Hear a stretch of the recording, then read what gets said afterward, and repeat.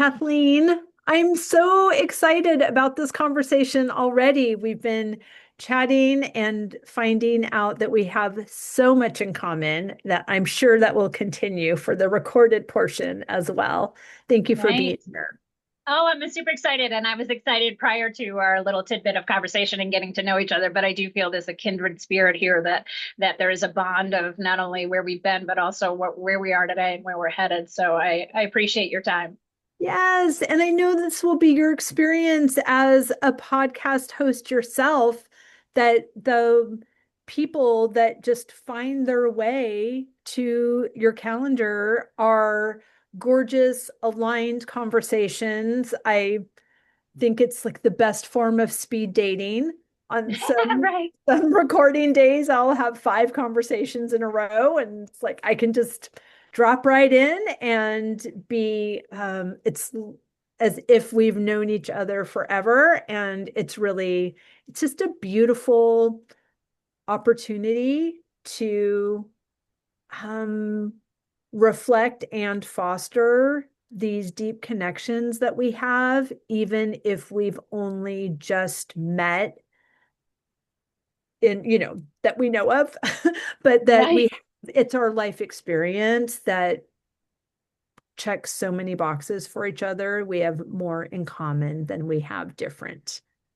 Right. I believe, and it made me think of it as you were speaking that, there's a vibrational or energetic or magnetic pull that when you're at a specific level, you draw other people or other things with you with, like, people use the term like-minded and it's so trendy, but I also think it's not necessarily the thoughts because you want to have creativity and differences with your thoughts and your language, but it's the feeling, it's the vibration and it's the energy. And I think that's why we feel so connected is because we're at the same baseline, emotional baseline, right?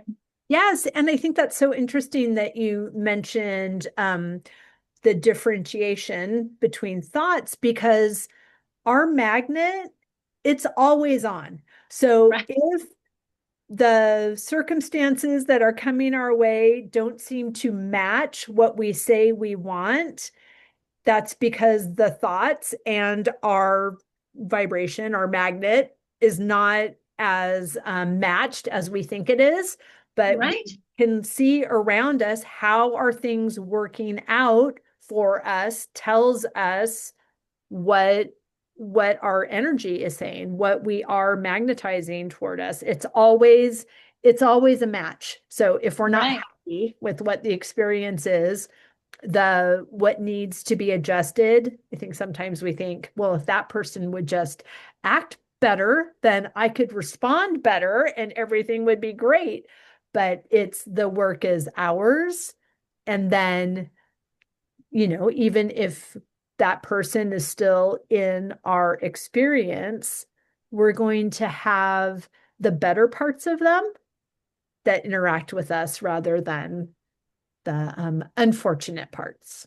Yeah, right. I mean, we're going to keep the matches, right? I mean, and it's okay to be and recognize that some people aren't a match to us. Like I always say, like you have a similar personality than I and a similar energy that we just talked about. Like we have a lot of friendlies, we have a lot of associations and a lot of associates and colleagues. And so I call them friendlies because Yeah. we're always nice, we're always good, we're always engaging. But that doesn't necessarily mean they're my friends, right? We all Mm. have that trusted core group. Maybe it's one, maybe it's five, three, whatever it is, of people that we know we can go to that won't judge, that we're safe with, that we can be vulnerable with. But it has to start with us. Your emotional baseline has to start with you and has to be recognized like, okay, I get this person, I understand them, and more importantly, I respect them. It doesn't mean I have to be convinced by their approach or their language, but I at least can call them a friendly, Right. And that's so interesting too, because, I my previous guest was talking about being a recovering people pleaser and recovering Mm. perfectionist. And, I personally had a very strong desire until, I don't know, 4 years ago, of like, it was very important to me that people liked me. Hmm. Very important. And as I was a wedding planner for 30 years Oh, and geez.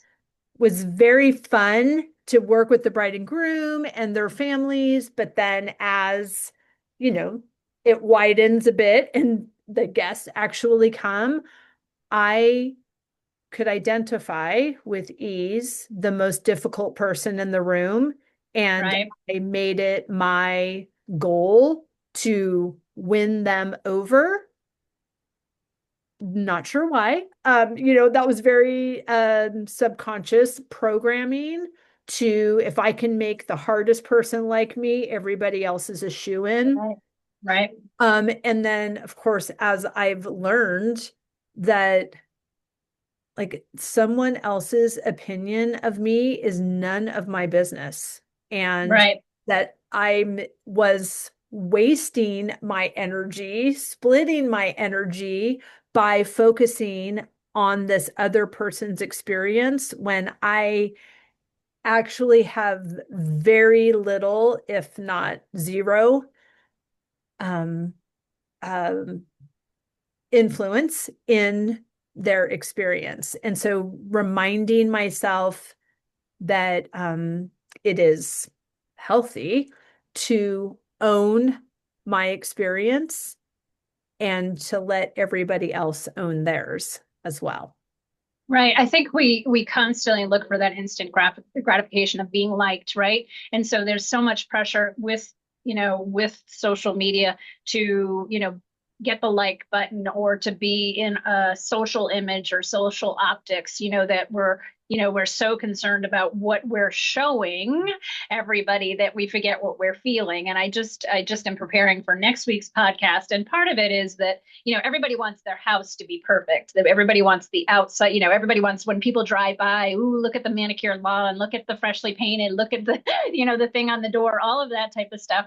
But, a lot of times those houses can be perfect and black mold can be growing inside behind the walls. And I think that people forget that we want to put ourselves on this pedestal that we're so important and our legacy is this character, this value, this honor that really no one cares. I mean, people, the people that talk about anybody else shouldn't, first of all, and they only do for what, 5 minutes? You're not that important. We're not that, and I don't mean you and as in No, you, no, no. Wendy, but we're not the general, like we're not as important as we think we are in other people's lives. Like that's just so shallow in my opinion. And I know we think that, and I think that as well, or thought that years ago that it was my duty to present and to have this image of being the perfect, the people pleaser or the perfect wife or the good mother. And, it just gets to the point where it feels fake. And I think you need aha moments and maybe a lot of them. We keep skinning our knees and hitting our heads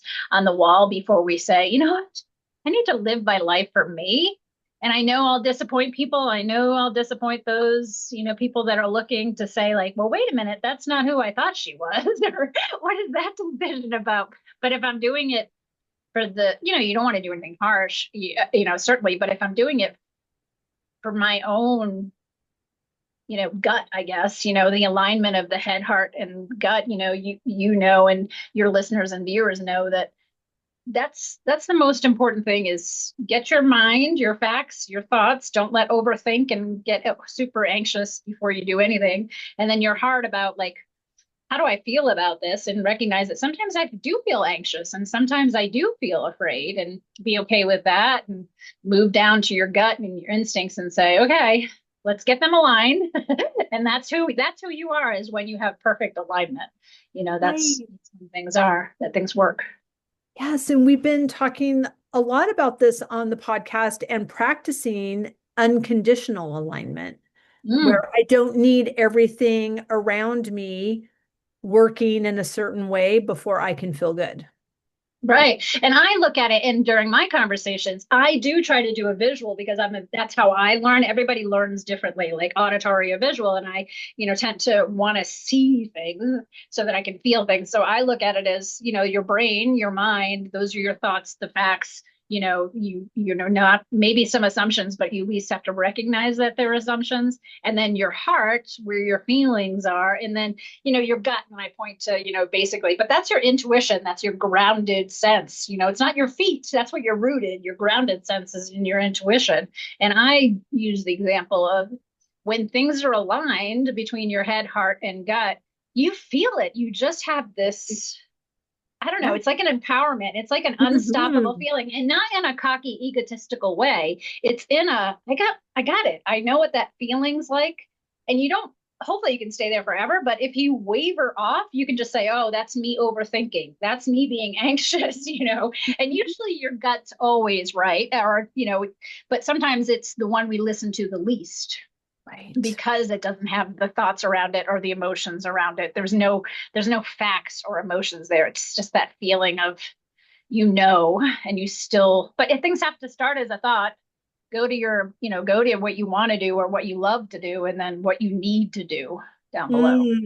Oh, I like that. I have not heard it stated that way. That's really beautiful. Yeah. And so when you think about it, if you're in a situation, and your viewers as well, your listeners, if they're in a situation and they're trying to make a decision, or any decision, even it doesn't have to be a huge one, even a day to day, dealing with someone who, you get a call or an email home from your son's or daughter's school, and you just have to stop yourself from reacting and get your head, heart, and gut aligned before you do that. And you'll react or not from a better place. Right. And I'm thank you for saying that because I just had a similar experience Hmm. today. I'm have a 12-year-old and I co-parent her with her dad and it we have different ways of everything and this is included and it's interesting to witness because I see that, there's a tendency to restrict access to something rather than redirect. And as I was thinking, like it's obvious I'm going to do it a different way. That's why we're not married anymore. I'm also doing that a different way. But the epiphany that I had for me that was really helpful is that oftentimes when I'm speaking to her, I would like more information. And I say, I want to understand what's happening so that I can, because I like to take in information and then see how I feel and then check my intuition and then make a decision. But in this case, it's not, I believe that my job is to support her. So I don't want to ask her to help me understand. I want to ask her, how can I support you? How can I give you what you need? I don't need her to manage my experience of this uncomfortable situation that she's going through.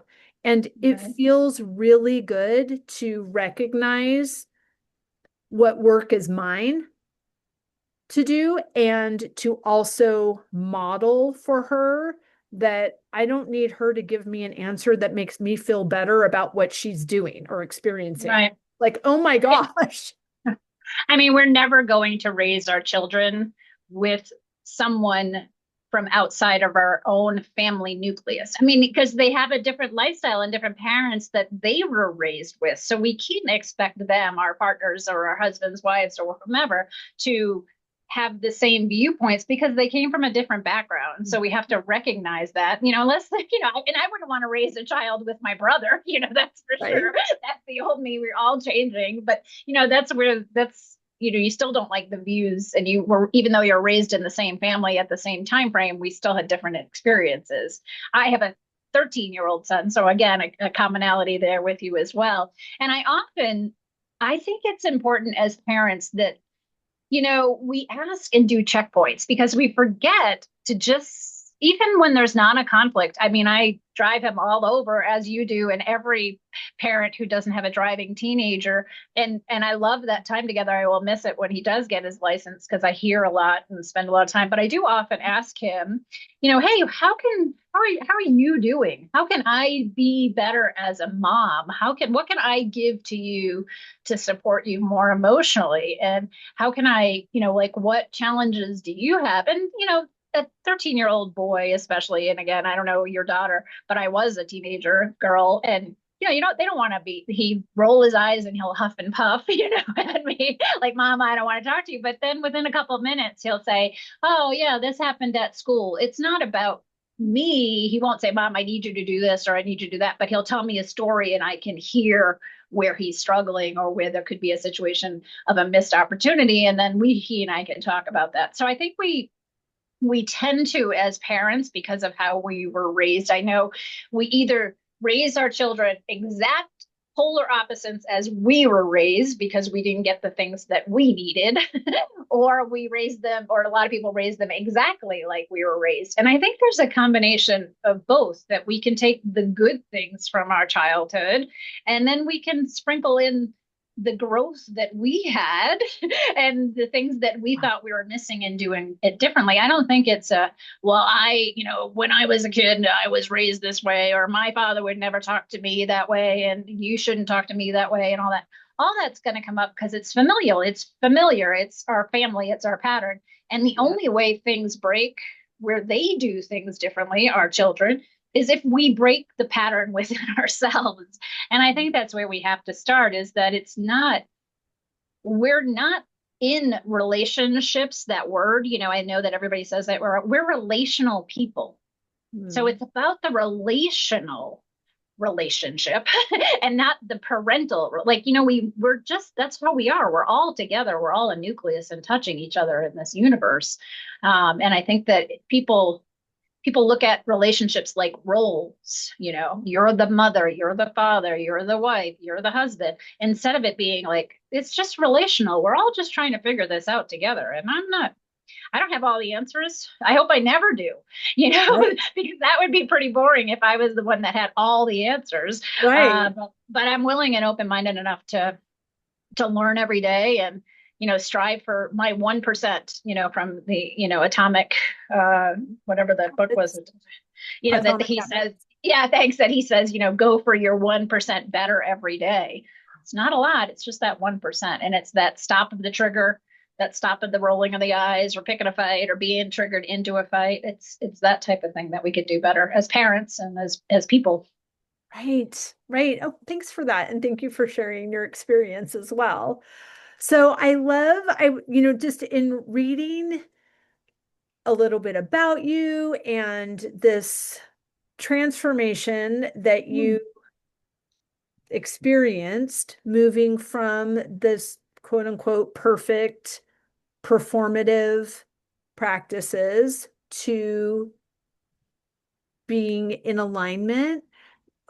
How how did you do that? What do you want people to know about that? How is that how are you helping your clients? All of those good. Yeah, thank you for that. So mine again was my 4 year ago to kind of transition into things. And I think it started with like I said, we all have these aha moments, and we keep having them until we pause and say, okay, not not this again. It's, Yeah. oh, what am I learning from this again? Like, what am I what am I trying to, why do I keep doing the same thing, or why does the same thing keep happening? And it doesn't have to be the same instance like deja vu, but you'd have little aha moments that say, oh, I could have handled that better, or I could have done things differently. And mine was just as simple. I was a college athlete and a high school athlete, and nothing, I grew up back east, and field hockey is a big Yes. sport in New England, and I played it hard and competitively for a long time.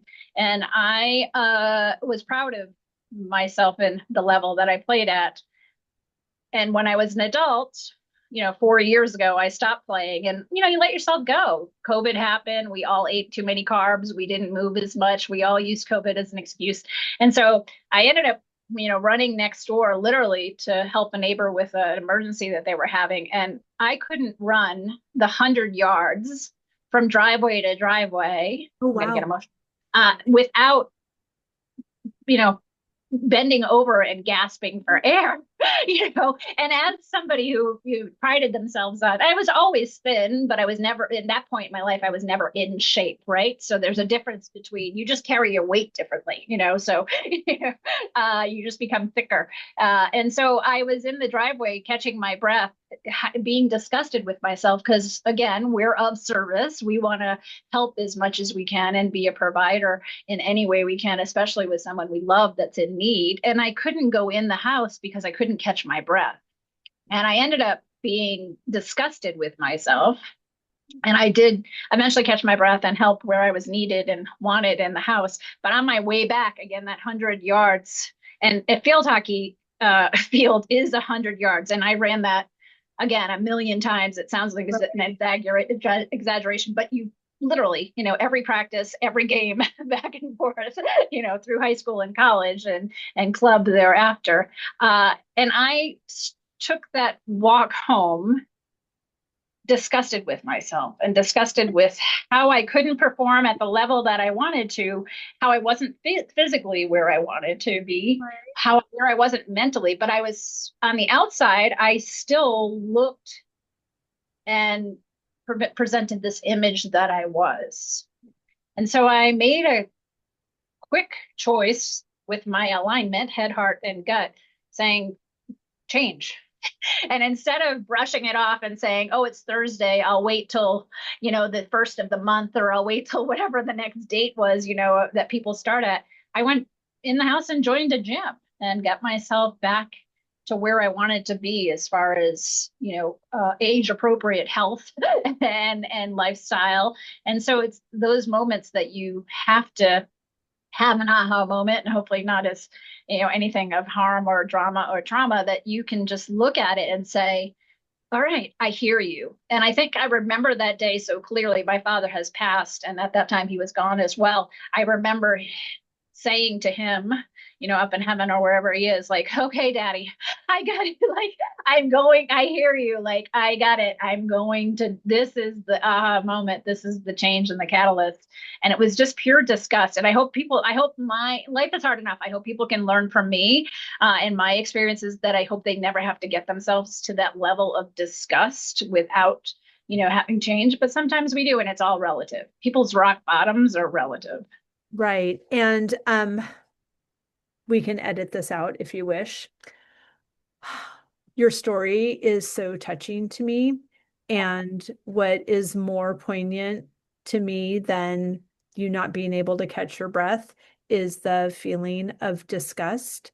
It Yeah. feels it feels so strong, and it feels so like that word is hurting my heart on your behalf to, and I know that like it's our story and we tell the story the way we tell the story. And I obviously, you joined a gym and did that. How did you move from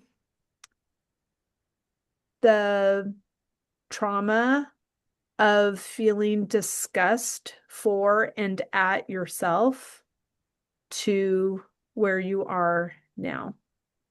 I think you move there slow and steadily. I think you move there. I think everybody looks at a goal and it's the end result. I want to lose this much weight. I want to, you have to chunk it out. You have to look at it like a project plan, like anything you would do in your time. And you have to say, okay, yeah, we always want to think with the end in mind. And I know the person I have the capability of being. So what am I going to choose every single day to make that change?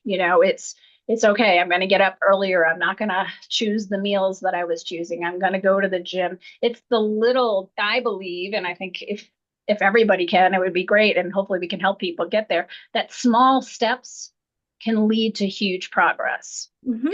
We don't have to say, my goal wasn't to run a marathon. that was not attainable, right? My goal was to make better decisions every day and do that for myself. So be less triggered in, family situations, be cognitive and conscientious of how I was presenting myself, but also how I was receiving things, so that I wouldn't get pulled into, unhealthy patterns. So it seemed like it was a lot of like picking up eggs at on Easter. It was like, okay, I'm going to do this and I'm going to do that and I'm going to, and at the end you have an abundance of changes that you made. But you have to start with your basket and you have to acknowledge that it's empty and you have to look at it again, a visual like, okay, it's not heavy now and the stuff that I'm putting in, everything equals the same weight.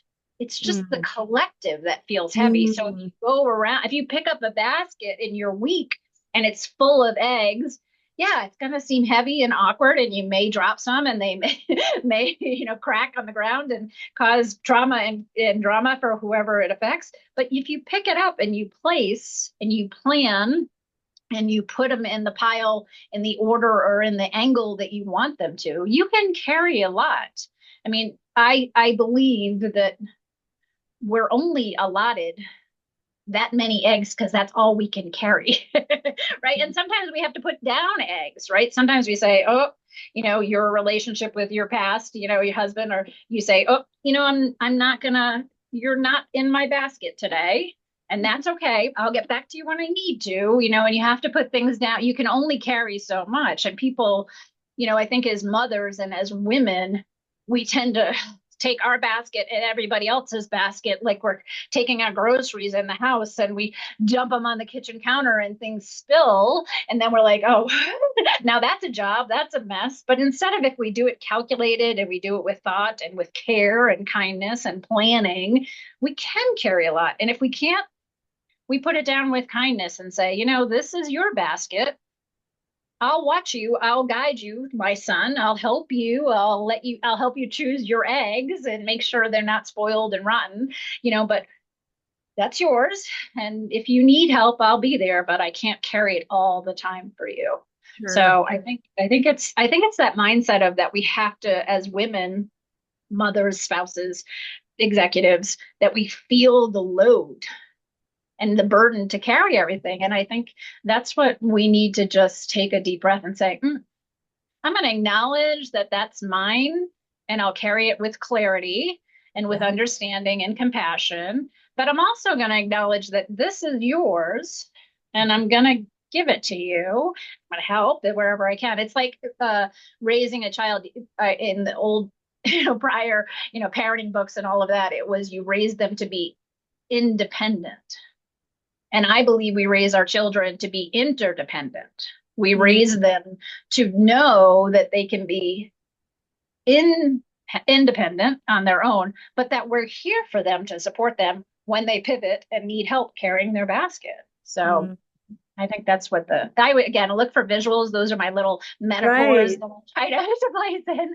So No, I love it. I love it. And it's just, I'm glad that the language toward yourself softened as well as your body becoming healthy as well. yeah. It's, Yeah, it, because I think we're our own worst critics, right? We hear whatever the critic was that we were raised with, a mother, a father, a sibling, whatever it was, a teacher, a priest, or whatever. We hear that creeping up. And we have to just say, and that's talking to the little girl, the little boy. We have both inside of us. And we have to just say, okay, little girl, little Kathleen, I understand that sounds hurtful, but I'm going to take it from here. Like I'm gonna step in front of you and I'm gonna acknowledge your thoughts, but I'm not gonna let you lead, because they lead with pouting and tantrums and reactive behavior and those trigger points that worked well for them, right? At sure. that age, we all are manipulators, right? That's human. I mean, I hate to say it like that, but we all do things to get the reward that we want. Right. And until we don't get it, then that's the only way we change, right? Is when we find that we say, oh, that didn't work. So now what am I going to do? Let's try something healthier. So yeah, I think the inner critic is nice to turn the volume down. So Right. And give it some new language that's a great way to put it. because it doesn't go away. Right. Right. Yeah. It's fascinating work and it's amazing, this opportunity that we have to coach and guide and hold space for people that are wanting support in becoming their highest and best. It's we all have work to do. And so often we teach what we need to learn, and Right. we are all just, this work that I'm doing is for me personally. It's certainly for me professionally, and it's for me in raising Amelia, and it's for me in reparenting myself, and it's for me in being a model to my mother as well. And it just is the integration of all of it for everyone in our environment is it's really beautiful and inspiring to me to know that these changes, we're not doing any of this on our own. Right. And I think until we can turn down the volume and accept people, I had a trying relationship with my mother my whole life. I didn't perform the way she wanted me to because I didn't lead the life that she thought I should. It doesn't mean I lived a bad life or leaded a bad life, certainly, but always I was a little bit more independent and headstrong than she would have liked. And until I realized and paused to stop changing her and trying to get her to be the person I wanted and needed to be. And Yeah. when I realized that she had the tools and the knowledge and the experience that she had at that point in her life, that's the only time that I became to have a peaceful way within my childhood was to finally accept her and just say, hey, you weren't the mother that I needed or wanted, and my expectations might have been too high, and maybe I didn't explain them. And same with you, with me as your daughter. But I'm not going to fight you anymore. I'm not going to be a rebellious teen, through my 50s or through my 40s. So Right. yeah, so I just, again, I just didn't let her trigger me, and I'm sure by not triggering me, I didn't trigger her. We didn't have the same conflict all the time, so it was nice. I wish it would have happened. The last 4 years of her life, she has now passed, but at least I had those. I think I wish, part of me was like, oh, why couldn't I have done that 10 years before? We could have had 10 years, but at least, when she passed, I knew that I was at peace with my relationship with her. And I felt the same with her, that she knew, like, it was like that aha moment, and you're like, oh, I wasn't ready for her to go because I wanted more of the aha moment, but at least I had it. Yeah. So, That's really beautiful. Thank you for uh, sharing that. yeah, yeah. Um, this But you is have to, but it's your own, it starts with yourself. I mean, as much, I used to kid in a tone, say to her, like, Mom, you can't put the toothpaste back in the tube. Me being the toothpaste, like, she can't make me be somebody I'm not. And then I finally was in the aha moment, like, I can't make her be somebody she's not either. right. Like we all have these toolboxes, we all have these Easter baskets, and we only have the tools, if we stay with that analogy or that metaphor, the tools that's inside of them. Yeah, I have lots of tools. And there was a period of my time where the only tool I chose was the hammer. Yeah. Even though I had screwdrivers and I had, everything else and, all kinds of other tools that I could have used, I chose the hammer and I was just going to knock my way and convince everybody with that hammer because that was the tool that tended to serve me. Be the Right. loudest, be the forceful, be the controlling person. And then I was like, oh, look at that shiny new screwdriver. Maybe I'll Right. turn the screw instead of trying to nail it into something. Right. Because as we started the conversation, our magnet is always working. Right. So we're having experiences that aren't what we want. We need to check to see what we're attracting because it doesn't get it wrong. Right. I have this assessment that on my website at Chasing Purpose, and it's an emotional baseline assessment that I created. It's 13 questions, super easy, super quick, and it's not wrong or right, but it's a linear scale from 1 to 100. And I'll just talk about it in high level. So when we graduated, I'm looking at you because you're probably close to my age, and certainly have some commonalities as we found out. But as I graduated college, and I lived under the emotional influence of my family or my mom. And I moved away and started to spread my wings. My emotional baseline at that time was probably like a 5 Okay. because I was so emotionally inexperienced. I Sure. was so, emotionally, I want to say stunted, but stunted is the word that comes to my mind. So I'll use it. And so then he started a career and you started to see other people from other areas of the country and other lives and eat other food, you start to rank up, gauge that up. And so you meet people as you and I have just met at a different level. Yeah. You still love the people, your family or whoever it is, or boyfriends, or at the time friends that you met along the line that are still at that 5 level of baseline. The Mhm. friendlies, right? The friendlies that we have. It doesn't mean that we have to have long, vulnerable relationships with them, right? Right. So we move along the patterns by, increasing our knowledge, increasing our circle of influence, increasing, our what we read and our cultures that we experience. So there's that emotional baseline. Again, a vibration. It's just another, because it's visual again. It's just this thing of, where are you and where are the people that you love? And it's okay that I love somebody who's a 5, and it's okay that I love somebody that's an 80. Right. It's okay. You can love everybody on the scale. It's just where are you? And if you want to increase your baseline, how do you do it? Because Mm. as you increase, you'll bring in, as you and I just have, bringing other people at the same baseline or a higher baseline that pull you up. Oh, I love that. My gosh. Well, and thank you for mentioning it. Please tell everyone where they can find and follow you, how they can take the quiz, all the good things. Yeah, so chasingpurpose.com is the website. You can take the assessment there. It's free. You can also schedule a discovery call if you want to, and I can help you get your path and find your footing and your voice. I also have a weekly podcast that's on Women for Women Network. It's on w4wn.com.